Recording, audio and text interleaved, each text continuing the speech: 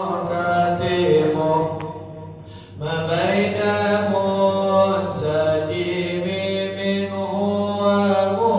ومضطرم مولاي صل وسلم دائما أبدا على حبيبك خير الخلق كلهم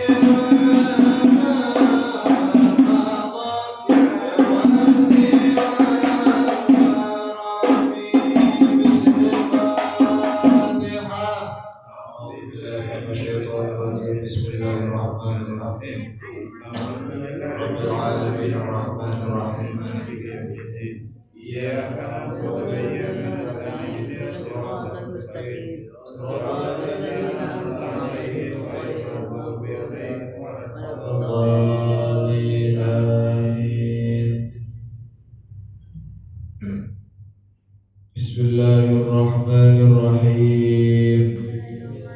Allahumma inni a'udzubika an adilla au udalla au azilla au uzalla au azlima au uzlama au ajhala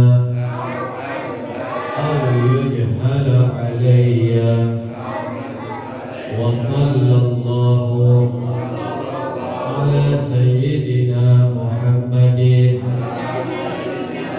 walhamdulillahi rabbil alamin.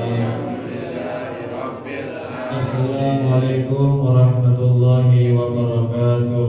Waalaikumsalam warahmatullahi wabarakatuh. Bismillahirrahmanirrahim. Wassalatu wassalamu ala Thahal Amin Sayyidina Muhammadin wa ala alihi wa sahbihi ajma'in, amma ba'd.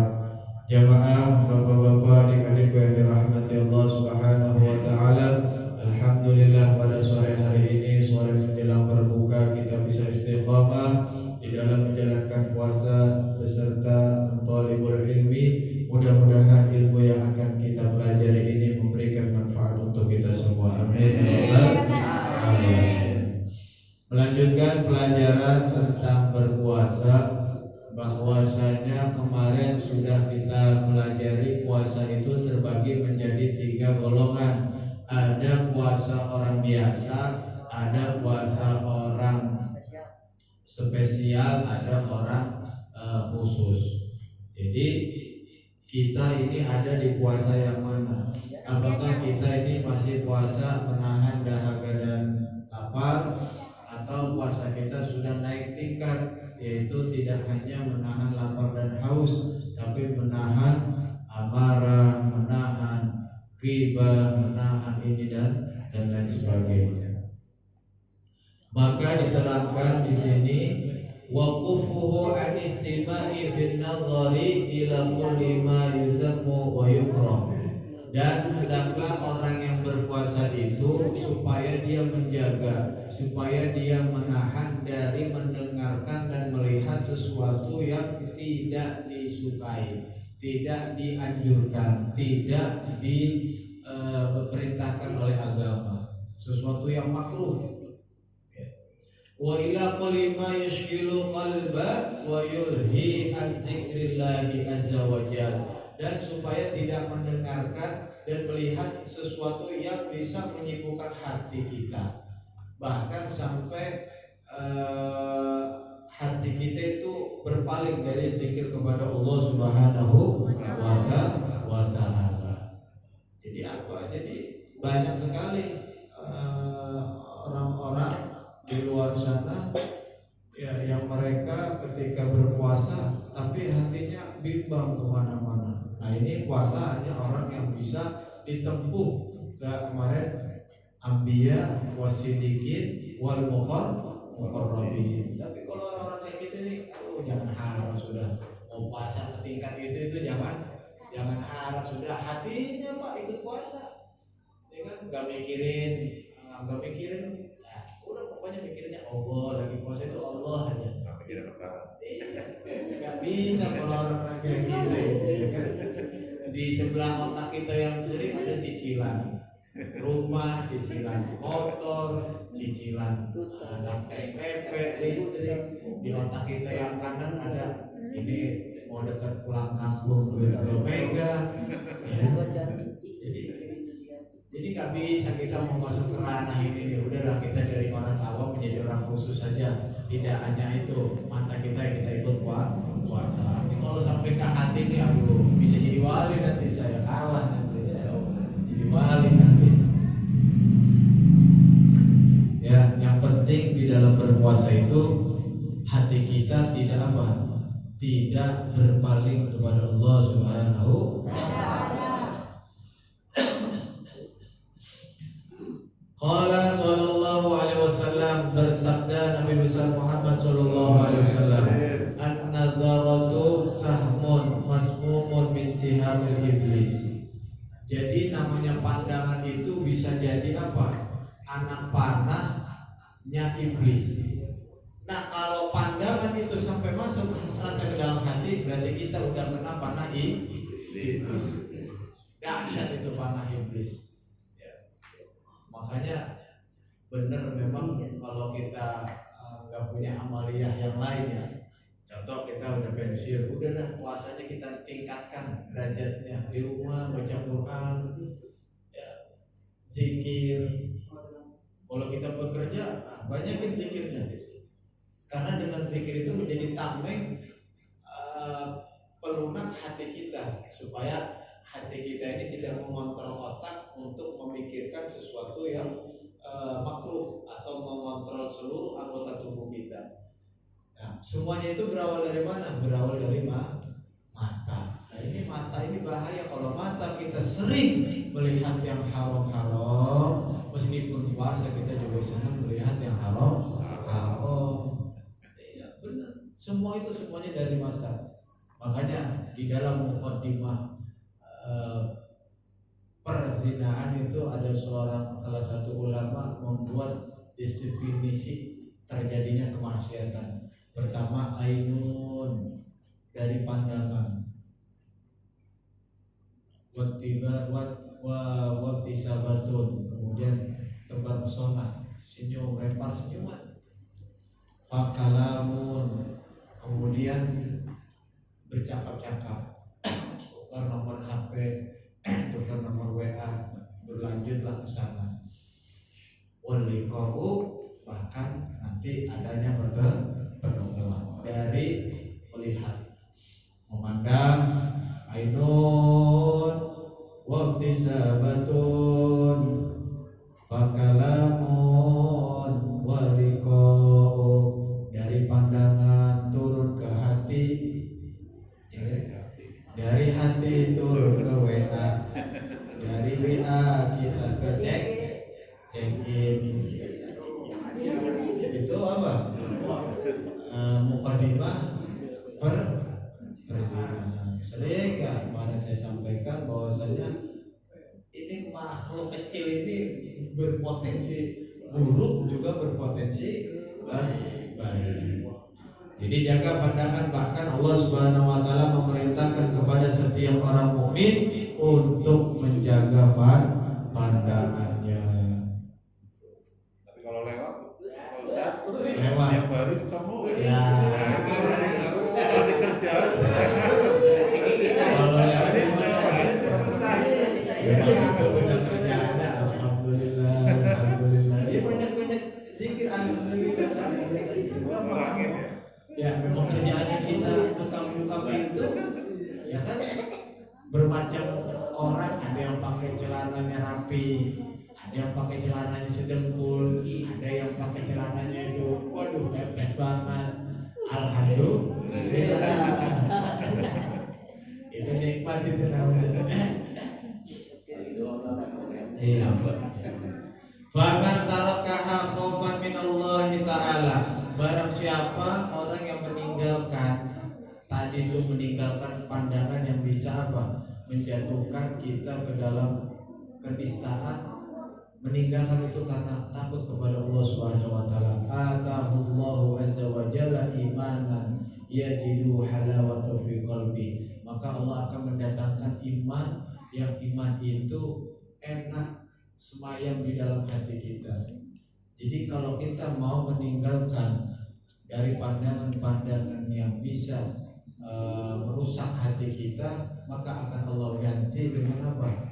Dengan iman yang enak di dalam hati kita. Mendapat halawah. Halawah itu kemanisan, manis di dalam iman.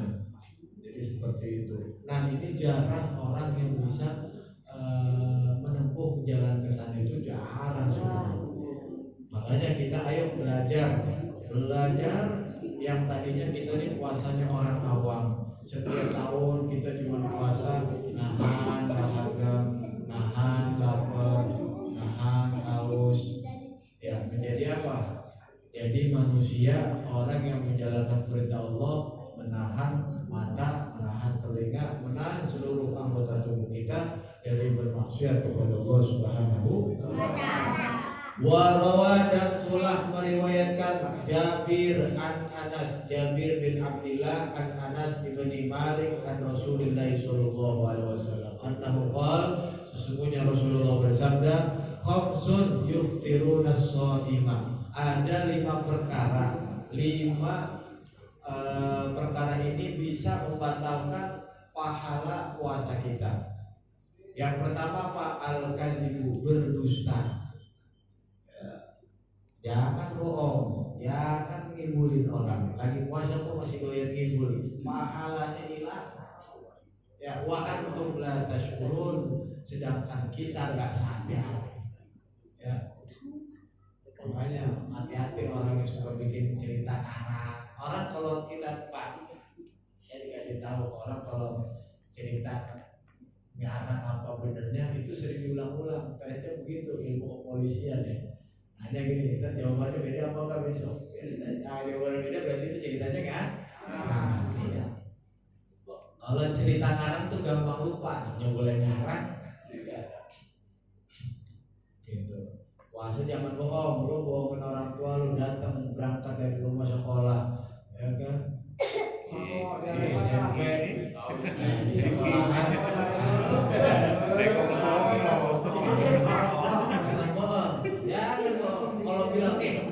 Kagak puasa bu, kagak puasa aja udah makan kalau mau makan. Ya bohong. Ingat orang berpuasa dia bohong, pahalanya hilang. Kalau orang udah nggak puasa bohong, haram, dosanya gede.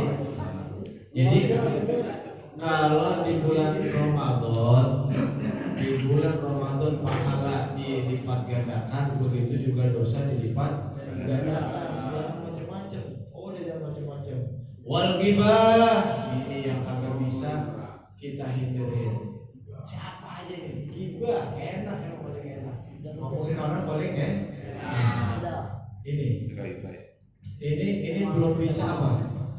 Belum bisa semua orang bisa menghindari ghibah. Kadang-kadang ya kita bisa terpleset jatuh ke ranah ini. Ghibah itu apa sih? Membicarakan kebenaran orang lain. Contoh gini, saya nggak puasa, kita omongin bahwasanya saya nggak puasa, itu namanya ghibah. Ghibah itu ayuk syifa aiba akhahu bima yukrah, membuka suatu kesalahan orang itu yang mana orang itu nggak suka kalau itu dibicarakan, kalau itu dibuka. Nah, itu namanya ghibah. Jadi kalau ada kita tahu orang itu salah, udah jangan diomongin, kita diemin. Kecuali ngomonginnya itu menjadi pelajaran.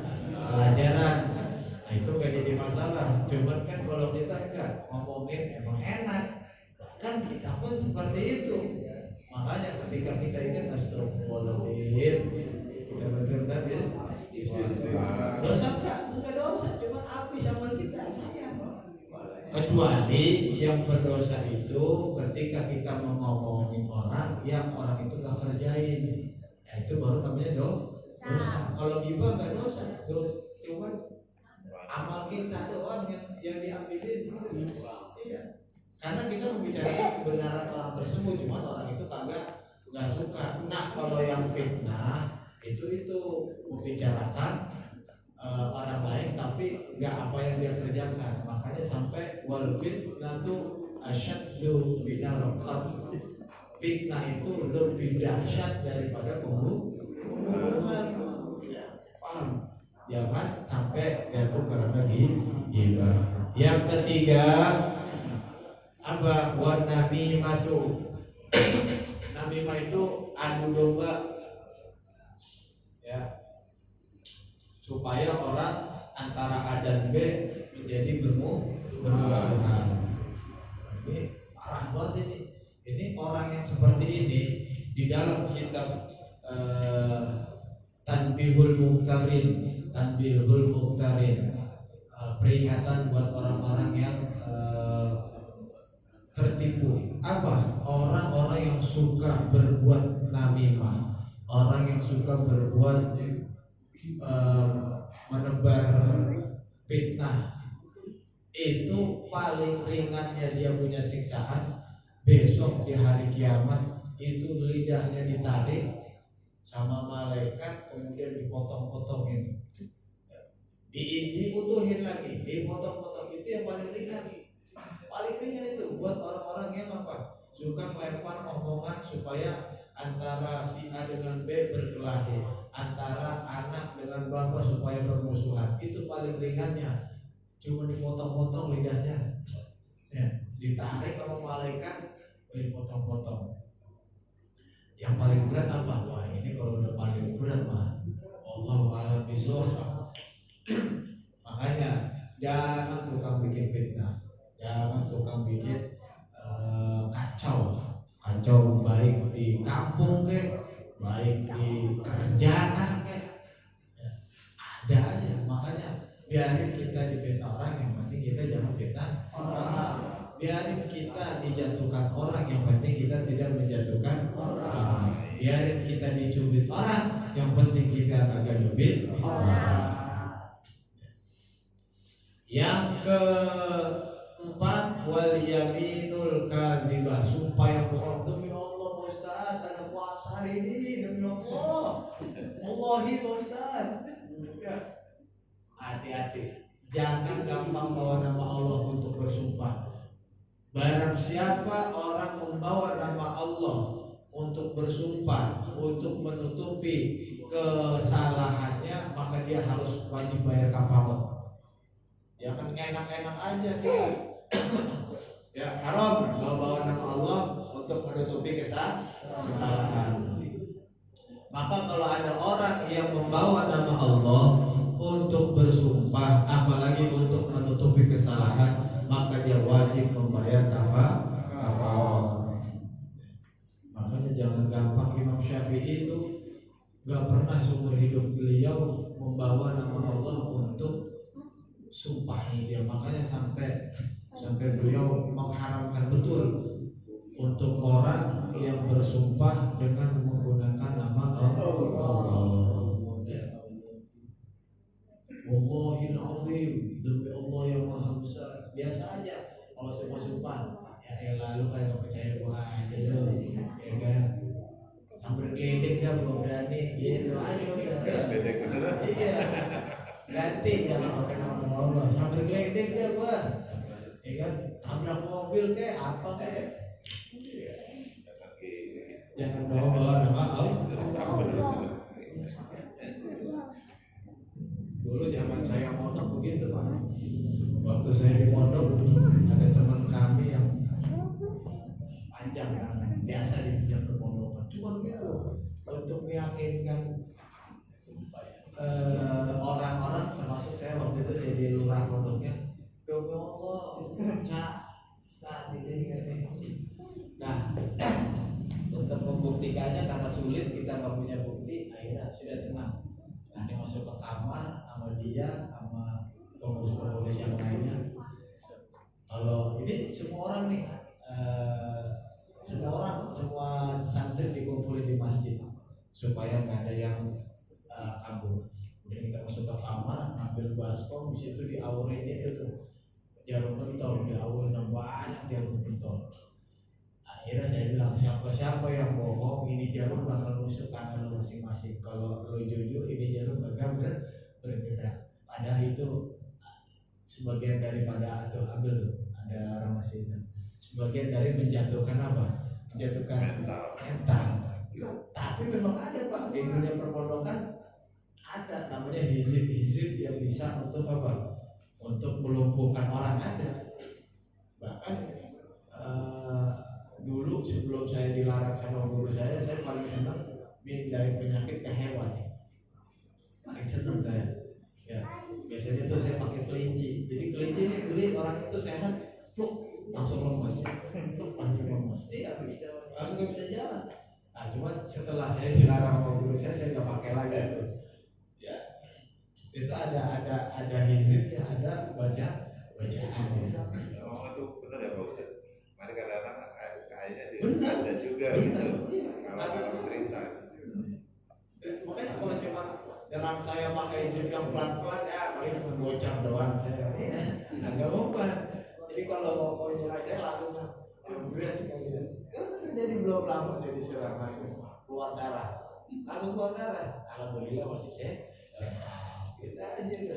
Jadi memang ada hizib itu yang untuk obat, termasuk kita bersolawat dulu, solawat tabibiyah Allah Rasulullah Muhammad tibil qulub gitu. Solawat itu dulu baru ada mantra-mantranya untuk pindahin penyakit. Setelah dilarang kayaknya udah saya buang. Amalannya udah saya buang. Jadi yang baik-baik aja, yang mengumpulin orang, yang melembutkan hati. Kenapa?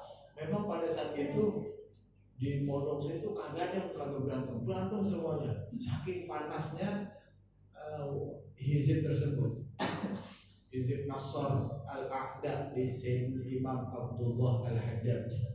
Jadi itu hizibnya punya Al-Habib Abdullah Al-Haddad. Itu orang kalau kita geder sama orang, gua geder buat Allah. Ya, sebut namanya wa idza qulatu mazikun kullu mumazzaq. Ya, langsung ya. Jadi seperti itu. Jadi dunia perpondokan juga ada namanya ya teluk kalau kata para dukun teluk. Ya. seperti itu. Sumpah yang dusta itu jangan. Udah, kalau memang kita salah ngakuin aja salah. Terus bayar kafaratnya gimana sih? Bayar kafarahnya dia puasa 3 hari. Buat orang yang berdusta, buat orang yang berdusta atas nama Allah, dia membayar puasa 3 hari berturut-turut. Nawaitu sobagodin anil kafar roti fardolillahi ta'ala. Saya niat puasa besok pagi untuk membayar kafarat fardhu karena Allah Subhanahu wa ta'ala. Jadi jangan sampai dibawa mati tuh. Jangan sampai kedustaan membawa nama Allah dibawa mati.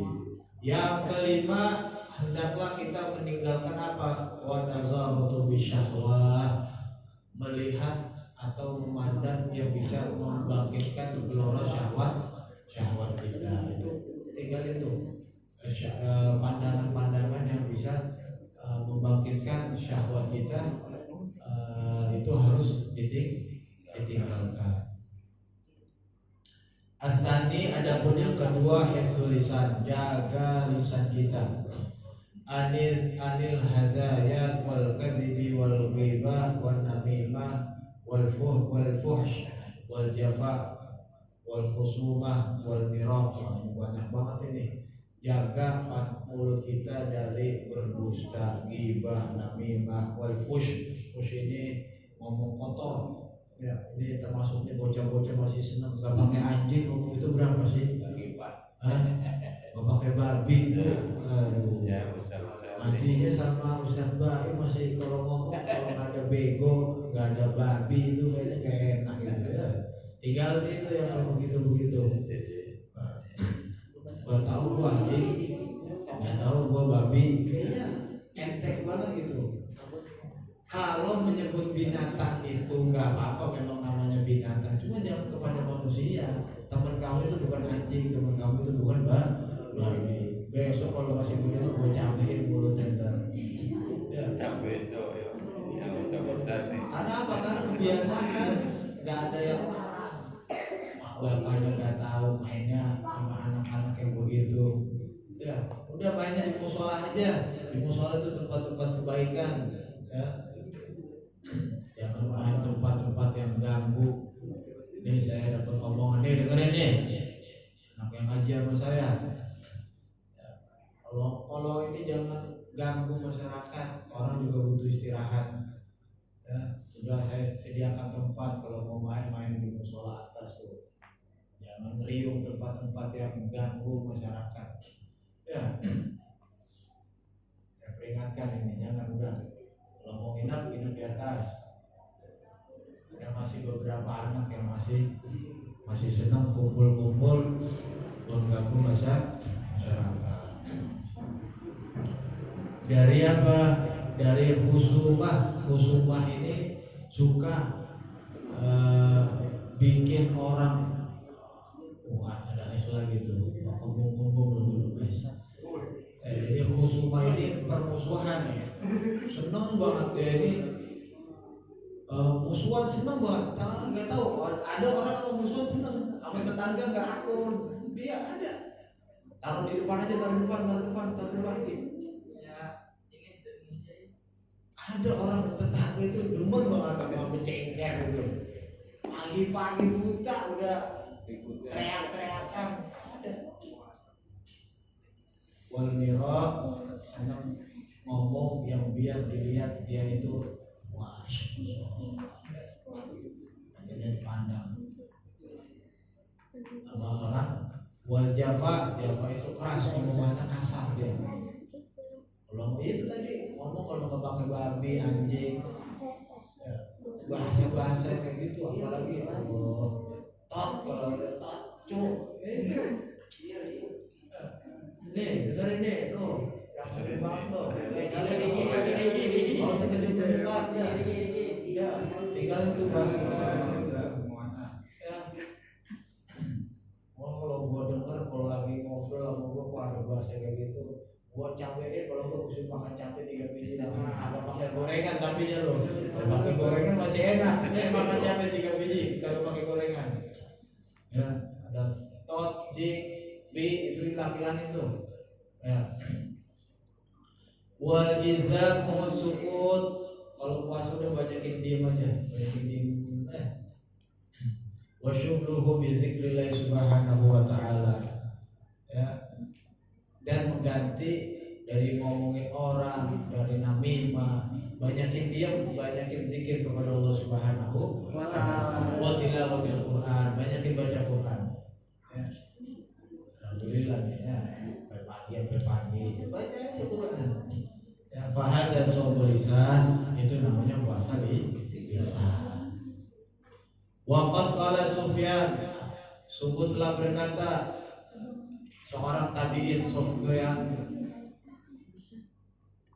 Ats-Tsauri. Ini Sufyan Ats-Tsauri ini salah satu ulama terkemuka. Kenapa dia bilang sampai Sufyan Ats-Tsauri? Karena pernah suatu ketika beliau masuk masjid, masuknya pakai kaki kiri dulu, langsung istighfar, ya Allah, kok bisa seorang Sufyan masuk ke dalam masjid pakai kaki kiri? Sering ya, masuk ke musola, keluar ke musola itu pakai kaki kanan. Kalau masuk ke kamar mandi kaki kiri dulu, keluar kaki kanan. Yang kayak gini tuh banyak Pak, banyak yang nggak tahu. Jadi banyak jamaah sendiri tuh, jamaah musola ridho masuk kaki kiri, ada yang kaki kiri. Ya, orangnya itu aja saya berarti nggak tahu. Nggak tahu ya, lupa apa nggak tahu. Jadi maksud saya tuh begitu ya, ngaji supaya apa, kita ngerti mana adab bertetangga, mana adab masuk ke musola. Ya, ini tempat ibadah ya, bukan tempat karaoke ya. Bangunin sahur pakai solawatannya yang kita tahu aja, jangan yang nggak tahu ya. Dengerin. Jadi apa? Jadi ramainya doang. Udah sholawatan sahur, ibu bapak ya, nggak apa-apa bagus. Cuman jeleknya apa? Kalau lupa itu ngomong kedengeran kemana-mana. Jangan ngomong orang mau bangunin sahur kok. Jadi ya, mendingan nggak usah bangunin sahur deh sekalian. Gitu. Jadi ganggu orang. Yang biasa-biasa aja udah. Mau sholawatan silakan. Ya saya nggak larang, silakan sholawatan. Cuman yang kalau kita lupa, itu jangan rame. Kalau saya lagi ngaji itu dengerin, jangan ngomong sendiri. Pulang aja. Jadi supaya nggak mau keluar kemana-mana. Ini musola mana sih? Khusus musola itu tertib. Bangunin sahur silakan, mau sholawatan silakan. Cuma jangan diimbangi dengan ngobrol, apalagi ngobrol yang nggak jelas itu ya. Berkata Sufyan Ats-Tsauri, al-ghibatu tufsidu shauma. Orang